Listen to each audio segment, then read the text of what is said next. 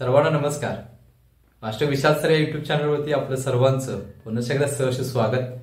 ज्या क्षणाची तुम्ही वाट बघत होता तो क्षण म्हणजे कोल्हापूर वनविभागाचं कागदपत्र तपासणी, मेडिकल आणि सर्वच काही ग्राउंड कधी चालू होणार असे सर्वांचे प्रश्न होते.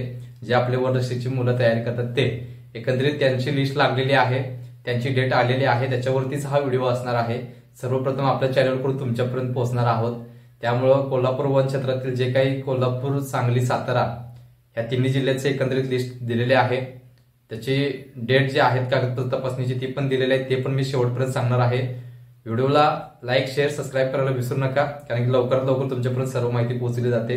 आता महत्वाचा विषय JR ला हात घालतोय. सगळ्याचा सगळा JR वाचून दाखवणार नाहीये, कारण की JR मध्ये खूप जास्त माहिती आणि खूप इन डिटेल्स आहेत. सो जे महत्वाचे ठळक तेच मी सांगणार आहे आणि एकंदरीत तुमचं कधी काय काय होणार आहे हे मी सांगणार आहे.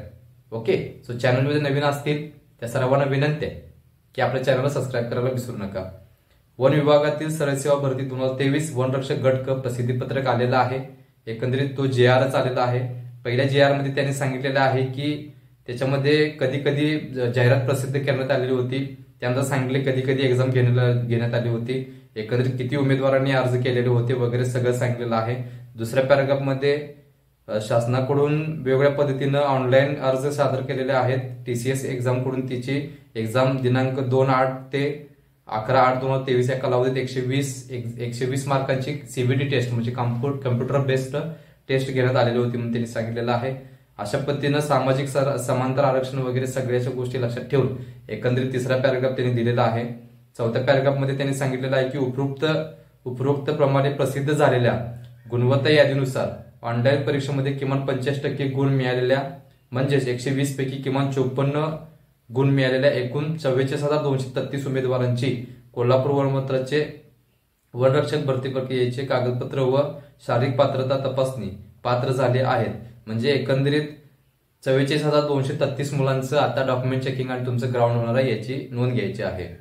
ओके, बाकी आता पुढची जे आहे ते पुढचा टप्पा त्यांनी सांगितलेला आहे. महिलांसाठी 5 किलोमीटर महिलांना 3 किलोमीटर, पुरुषांना 5 किलोमीटर अशा पद्धतीने जे शेड्यूल आहे ते त्याच्यामध्ये सांगितलेलं आहे, याची नोंद घ्यायची आहे.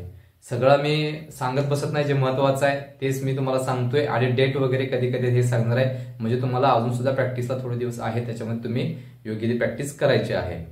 प्रकरणी भरती प्रक्रिया या टप्प्यामध्ये प्रादेशिक निवड समितीचे स्तरावरून ऑनलाईन परीक्षेमध्ये किमान 85% गुण मिळालेल्या एकूण 44,233 उमेदवारांची कागदपत्र तपासणी व शारीरिक पात्रता तपासणी कारवाई करावयाची असून पात्र उमेदवारांची संख्या व शासनाने दिलेल्या कालमर्यादा याचा विचार करून प्रादेशिक निवड समितीच्या मान्यतेने कागदपत्र व शारीरिक पात्रता तपासणीची कारवाई कोल्हापूर वनवृत्तातील कोल्हापूर, सांगली व सातारा या जिल्हा मुख्यालयाच्या खालील ठिकाणी पूर्ण करण्याचे आहे. त्याकरता निश्चित केलेली तपासणी केंद्राचा पत्ता पुढील प्रमाणे, म्हणजे जिथे जिथे तुम्ही फॉर्म भरलेला आहे ज्या ज्या जिल्ह्याला त्याचं कुठल्या ठिकाणी त्याचं तुमची कागदपत्र तपासणी होणार आहे हे बघायचं आहे. 1 नंबर, 2 नंबर, 3 नंबर कोल्हापूरला आहे. वन विश्रामगृह कोल्हापूर, नाना नानी पार्क समोर, पितळे गणपती मंदिराच्या जवळ, ताराबाई पार्क कोल्हापूर. अगदी सेंट्रलला CBS स्टँड म्हणून आहे, ST स्टँड. तिथं आल्यानंतर बरोबर 1.5 ते 2 मिनिटाच्या अंतरावरती हे ठिकाण आहे, याची नोंद घ्यायची आहे. खूप जास्त लांब नाही आहे, अगदी जवळच आहे. CBS ला तुम्ही उतरला, ST स्टँडला, सेंट्रल बस स्टँडला जर तुम्ही उतरला तिथून तुम्ही 2 मिनिटाच्या अंतरावरती लगेचच तुम्ही तिथं पोहोचणार आहे. एवढ्या जवळ हे सेंटर आहे कोल्हापूरचं. सांगलीचं क्षेत्र आहे, सेंटर आहे. उपसंरक्षण सांगली यांचे कार्यालय जकात नाक्यासमोर, हनुमाननगर कुपवाड, MIDC सांगली यांनी सांगितलेलं आहे. सांगली यांचे कार्यालय जकात नाक्यासमोर, हनुमाननगर कुपवाड म्हणून सांगितलेलं आहे. साताऱ्याचं आहे, सातारा यांचे कार्यालय वन विभाग, गोडोली रोपवाटिका परिसर, सातारा. गोडोली रोपवाटिका जवळ परिसर आहे तिथं, आणि तिथं साताऱ्याचं हे त्यांनी ठिकाण सांगितलेलं. आता हे झालंय ऍड्रेस जिथं तुमचं डॉक्युमेंट चेकिंग होणार आहे. आता पुढे बघूयात याच्या पुढचं पॅराग्राफ.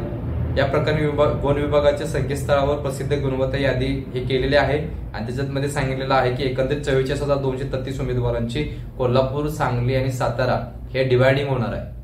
हे एवढे उमेदवार एकाच ठिकाणी नाहीत, हे उमेदवार सगळे डिवायडिंग होणार आहे, याची नोंद घ्यायची आहे. आणि कोल्हापूर, सांगली व सातारा या ठिकाणी नियोजित कागदपत्र व शारीरिक पात्रता तपासणीचे वेळापत्रक परिशिष्ट अ नुसार यासोबत प्रसिद्ध करण्यात येत आहे। परिशिष्ट अ खाली दिलेला आहे, नंतर बघूया आपण। नंतर ऑनलाईन लेखी परीक्षेत किमान 65% गुण प्राप्त केलेल्या उमेदवारांनी सर्वप्रथम उपरोक्त वेब लिंक मध्ये दिलेल्या गुणवत्ता यादीतील स्वतःचे अनुक्रमांचे काळजीपूर्वक अवलोकन करावे। तदनंतर त्यांचे गुणवत्ता यादीतील अनुक्रमांकानुसार निश्चित केलेल्या तपासणीचे ठिकाण, तपासणीचे दिनांक सकाळी 9 वाजता उपस्थित राहावे म्हणून त्यांनी सांगितलेलं आहे। या ठिकाणी तुम्हाला सकाळी 9 वाजता उपस्थित राहायचं आहे। तसेच उमेदवारांनी कागदपत्र व शारीरिक तपासणी उपस्थिती राहतेवेळी आवश्यक कागदपत्रांची यादी सोबत परिशिष्ट ब मध्ये दिलेले आहे। ते पण मी तुम्हाला सांगतो की कशा पद्धतीने कुठली कागदपत्र लागणार आहे। एकंदरीत खाली आता दिलेल्या परिशिष्ट अ ला जाऊया, जास्त वेळ न घालवता। ऑनलाईन लेखी परीक्षेत किमान 65% गुण प्राप्त केलेल्या उमेदवारांच्या कागदपत्र व सेवा प्रवेश नियमामध्ये नमूद निकषाप्रमाणे शारीरिक पात्रता तपासणीचे वेळापत्रक त्यांनी दिलेलं आहे। वेळापत्रक काळजीपूर्वक बघा, परत सांगतोय। सोमवारपासून चालू आहे। सोमवार म्हणजे 29/1 म्हणजे 26 जानेवारी नंतर हा विषय आहे। तुमचे जे काय आहे आता 26 तारखेला 29/1/2024 ला कोल्हापूरला 1 ते 1040 नंबर आहेत, सांगलीला 1041 ते 1760 आणि साताऱ्याला 1761 ते 2720 असे एकंदरीत कोल्हापूरसाठी 1040 उमेदवार, सांगलीला 720 उमेदवार, साताऱ्याला 960 उमेदवार आणि तिघांची एकूण मिळून 2720 उमेदवारांची कागदपत्र तपासणी एका दिवशी होणार आहे, दिनांक 29 तारखेला। नंतर दिनांक 30 तारखेला कोल्हापूरला 2721 ते 3760, सांगलीला 3761 ते 4480 आणि साताऱ्याला 4481 ते 5440 असे एकंदरीत 2720 कॅन्डिडेटची कागदपत्र तपासणी ही त्या दिवशी होणार आहे। तसेच बुधवार 31 तारीख येते 31/1/2024 ला कोल्हापूरला 1300 मुलं, सांगलीला 900 मुलं, साताऱ्याला 1200 मुलं असे एकंदरीत बुधवारी सगळ्यात जास्त आकडा आहे 3400 मुलांचं चेकिंग होणार आहे। नंतर 1/2/2024 ला कोल्हापूरला 8841 ते 10140, नंतर सांगलीला 10141 ते 11040, साताऱ्याला 11041 ते 12240 असे एकंदरीत 3400 मुलांचं चेकिंग होणार आहे। नंतर 2/2/2024 ला कोल्हापूरला 12241 ते 13540, सांगलीला 13541 ते 14440 आणि साताऱ्याला 14441 ते 15740 असे एकंदरीत 3400 मुलांचं परत एकदा चेकिंग होणार आहे। नंतर 3/2/2024 ला कोल्हापूरसाठी 15741 ते 16940, सांगलीला 16941 ते 17840 आणि साताऱ्याला 17841 ते 19040 असे एकंदरीत 3400 मुलांचं चेकिंग होणार आहे। रविवार दिनांक 4/2/2024 ला शासकीय सुट्टी आहे, त्यामुळे कुणाचंही काही चेकिंग होणार नाही याची नोंद घ्यायची आहे। नंतर 5/2/2024 ला म्हणजे 5 फेब्रुवारी 2024 ला 19041 ते 20340 कोल्हापूर, सांगलीसाठी 20341 ते 21240 आणि साताऱ्यासाठी 21241 ते 22440 असे एकंदरीत 3400 मुलांचं चेकिंग होणार आहे। नंतर मंगळवार 6/2/2024 ला कोल्हापूरसाठी 22441 ते 23740, सांगलीला 23741 ते 24740 आणि साताऱ्याला 24741 ते 25840 असे एकंदरीत 3400 मुलांचं चेकिंग होणार आहे। 7/2/2024 ला कोल्हापूरसाठी 25841 ते 27140, सांगलीसाठी 27141 ते 28040 आणि साताऱ्यासाठी 28041 ते 29240 असे एकंदरीत तिघांचं मिळून 3400 मुलांचं चेकिंग होणार आहे।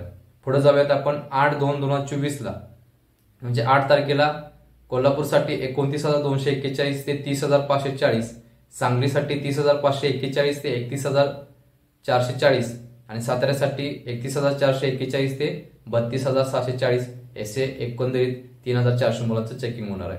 नंतर 10/2/2024 ला कोल्हापूरसाठी 36041 ते 37340, सांगलीसाठी 37341 ते 38240, साताऱ्यासाठी 38241 ते 39440 असे एकंदरीत 3400 मुलांचं चेकिंग होणार आहे।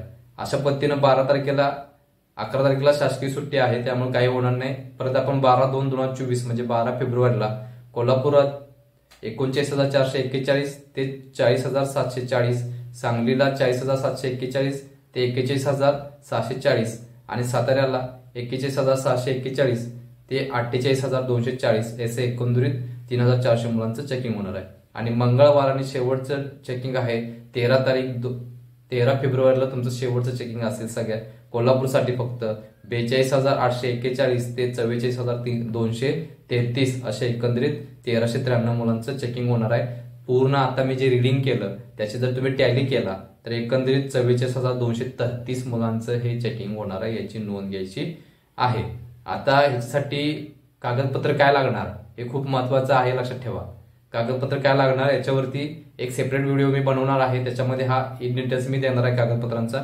त्याच्या खाली लहान कुटुंबाचं प्रतिज्ञापत्र आहे, ते पण भरायचं मी कसं सांगितलेलं आहे. आणि त्याच्या खाली कोल्हापूर सर्कल वाईज त्यांनी आता खाली दिलेले आहेत. एकंदरीत एक ते खाली मला वाटते टॉपर 116चा आहे, तिथून ते खालीपर्यंत हा GR मी आता तुमच्या आपल्या टेलिग्राम चॅनलवरती मी टाकतोय.